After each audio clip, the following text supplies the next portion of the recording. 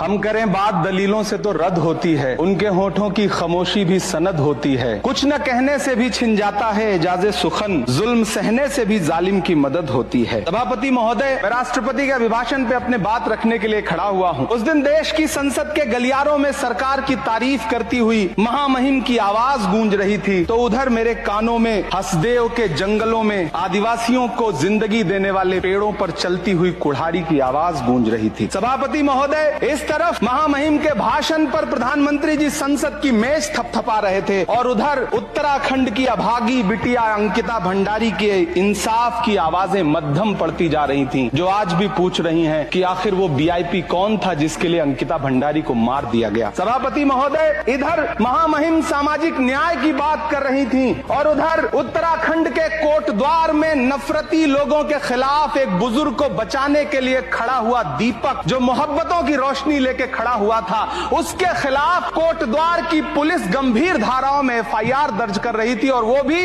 उस दिन हो रहा था जब उत्तराखंड के मुख्यमंत्री कोटद्वार में मौजूद थे। ये नया भारत है जहां दंगाइयों के खिलाफ एफआईआर नहीं होते, बल्कि अमन और मोहब्बत की बात करने वालों के खिलाफ एफआईआर दर्ज होता है। ये नया भारत है जहां असम का चीफ मिनिस्टर खुलेआम संवैधानिक प्रोटोकॉल तोड़कर कहता है कि मुसलमानों को इतना टॉर्चर करो कि वो राज्य छोड़ने पर मजबूर हो जाएं। वो कहता है कि अगर कोई मियां रिक्शा वाला 5 रुपए मांगो तो उसे 4 रुपए दो ताकि वो परेशान हो सके। ये नया भारत है जहां बरेली में खाली घर में नमाज पढ़ने पर पुलिस मुकदमा दर्ज करती है।